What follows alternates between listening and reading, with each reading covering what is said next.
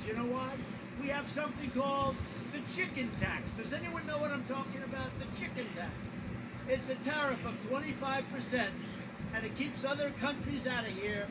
And it expired, and South Korea didn't want to do it, but they did it. We got it right back, and we put it on for a long time.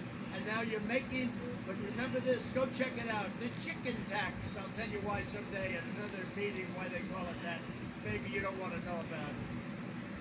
But we're keeping those small trucks, and we're keeping our whole industry good, and we're expanding our autos now, our cars, and we're doing a great job of it. I want to thank everybody. Doing a great job.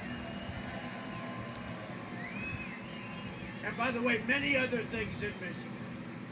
Biden supported the outrageous fuel economy standards that have hammered the auto industry, and I reversed that rule. I actually reversed it, and it helped millions of families be able to afford a car. The United States lost 500 auto and auto parts factories under the Obama-Biden disaster. Before the virus, my administration added over 200 new auto and auto parts plants. In 2007, how about 200? I didn't know that. 200. 200. I thought it was a little less than that. Wait, I want to see that again. 200. It says 200. You believe it? That's a lot. You know, I have a choice between teleprompter and freelance. And I hate to say, the freelance is always a hell of a lot better, but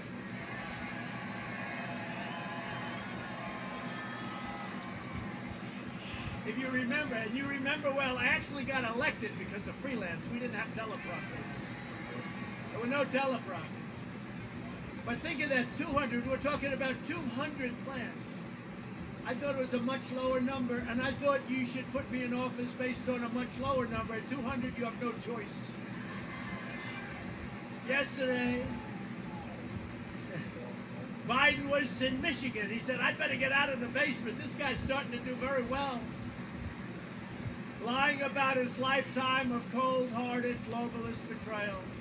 Biden championed NAFTA, perhaps the worst trade deal in the history of our country, and he continued to embrace and promote NAFTA for decades. And I told you, he just said it was not as good as the deal I made. I can't believe, oh, they're giving him hell tonight. They're giving him hell. What did you say that for? Boy, oh boy, yeah. Hayden. Joe Hayden.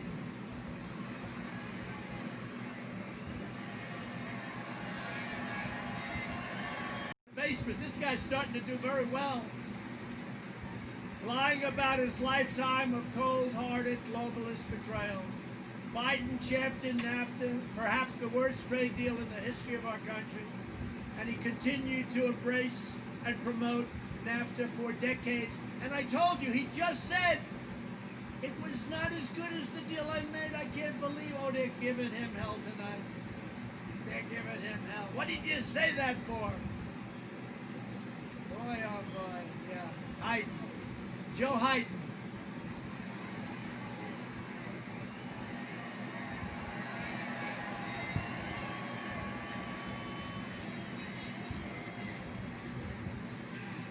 Look, you know, this doesn't sound nice. I'll say it, and they'll criticize me for it. You watch.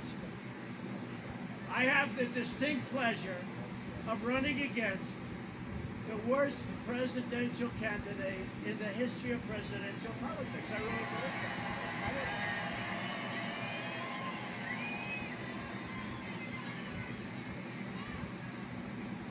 Can you imagine if I lost to him? I'd have to say I lost to the worst candidate ever put up. Don't do that to me, Michigan. Don't do that. Biden supported China's entry into the World Trade Organization, which, by the way, was a disaster. China was flatlining for years and years and decades, and it got into this World Trade Organization with all sorts of advantages.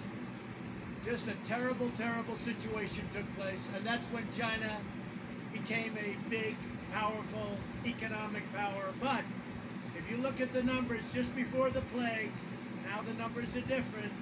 We were going up, up, up. We were beating them like a drum. They weren't even close. We were gaining, gaining, gaining. We were number one by far. You know, for years I've heard that in 2019, China was going to surpass us. Well, in 2019, we gained a lot on them. We were doing great.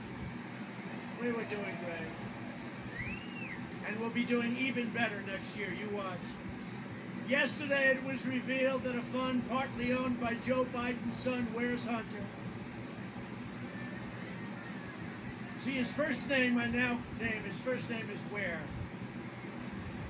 Where's Hunter? He must be a brilliant guy, because with no experience, he's taken more money from more countries. He had no job, and then he became rich.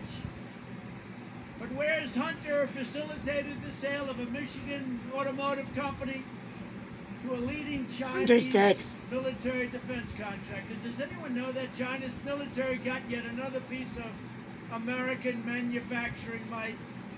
And the Biden family made a lot of money on it. A lot of money. What about Ukraine? He got $183,000 a month, $3 million up front, and he had no experience with energy, working for an energy company, by the way. What's your experience? Hunter, what's your experience with energy? I don't have any. Okay, we'll pay you $183,000 a month. And we'll give you an upfront payment, Hunter, of $3 million. Will that be satisfactory? He goes, yes, I'll take it. Would anybody here not take that deal? Anybody, please raise your hand. There's one guy, right? You must be a pretty rich guy. If Biden's elected, China will own America. Washington vultures like Biden and others ripped apart entire towns all across your state. Michigan lost half of all manufacturing jobs after the trade deals that Biden supported. And by the way, I don't know if does anybody remember, like 12 years ago, long before I thought about running for president, when I enjoyed my life, I had the greatest life.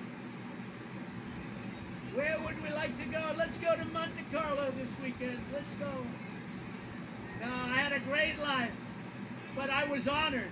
I was doing very well. I was honored in Michigan. Does anybody know that? I was given Man of the Year award by somebody. And I came in and I spent like 45 minutes talking about how you've been ripped off, how all your auto companies are leaving and going to Mexico, and by the way, to Canada too. But how they're all leaving and going to Mexico and Canada. I spent the whole time talking about it. I said, at the end, I felt embarrassed. I said, I hope I haven't insulted the state too much, but why do you let this happen? I stopped it. I stopped it.